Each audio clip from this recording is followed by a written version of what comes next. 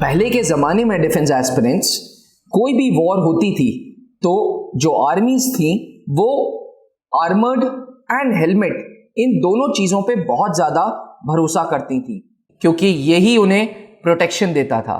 ये बात कर रहा हूं मैं 16th सेंचुरी की, जब रोम एक बहुत बड़ा वर्ल्ड की 70% of the countries was falling under Rome.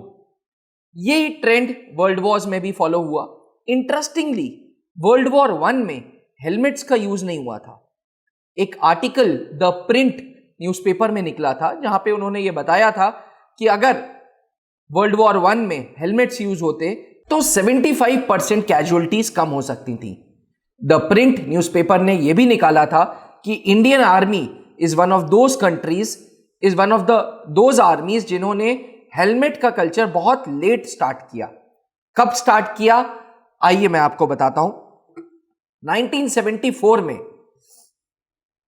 Anti terrorist activities बहुत स्टार्ट हो गई थी। बहुत ज्यादा terrorist activities Jammu and Kashmir में स्टार्ट हो गई थी और हमारे सोल्जर्स एंड ऑफिसर्स की कैजुअलिटी की काउंट बढ़ती जा रही थी।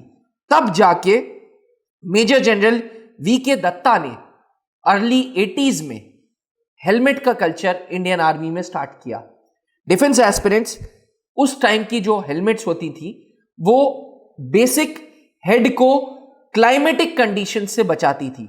किसी प्रकार का कोई काउंटर इंसर्जेंसी में उन हेलमेट्स का कोई भी योगदान नहीं होता था। मैं आपको बता दूं ये ट्रेंड फॉलो रहा और फिर 2018 में कानपुर बेस्ड एक कंपनी है जिसका नाम है global defence and homeland security company. उसने पहली बार एक ऐसी हेलमेट बना के दी जो बुलेट से, इंसास राइफल से, जिससे हेड को प्रोटेक्शन मिलती थी।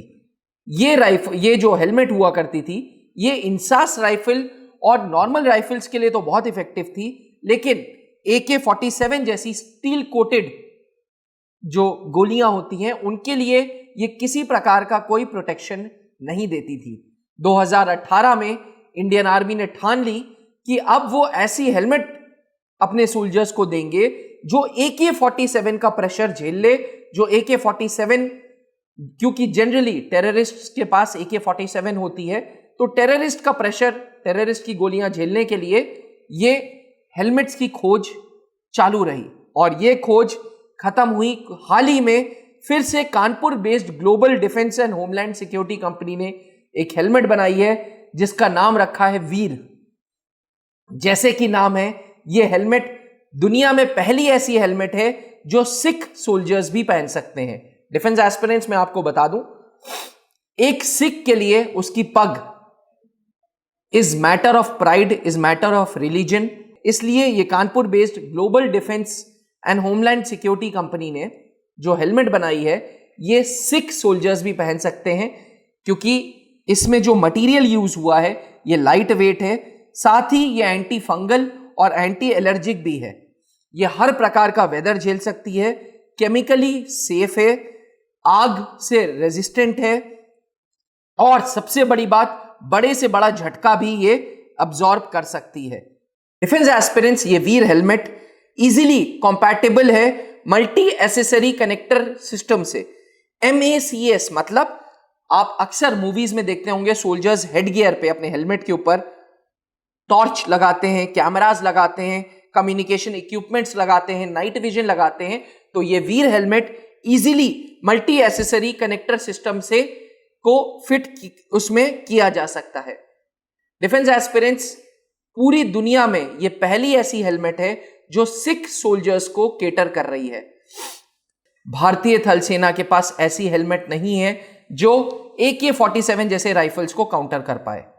इसलिए देखना यह है कि ये जो वीर हेलमेट है ये कितनी सक्सेसफुल रहेगी। नो डाउट R&D ने इसको ओके कर दिया है और 1 लाख यूनिट्स इंडियन आर्मी ने इसको ऑर्डर भी दे दिए हैं।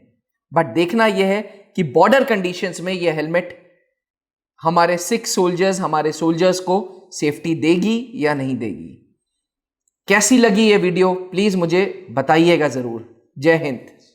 जहां बनते हैं देश के गौरव, इंडिया का एकमात्र ऐसा कोचिंग इंस्टीट्यूट जहां कैडेट्स को ट्रेन किया जाता है आने वाले डिफेंस एग्जाम के अनुसार। अगर आपका भी सपना है भारतीय सेना में शामिल होकर देश की सेवा करने का, तो आज ही ज्वाइन करें त्रिशूल डिफेंस एकेडमी।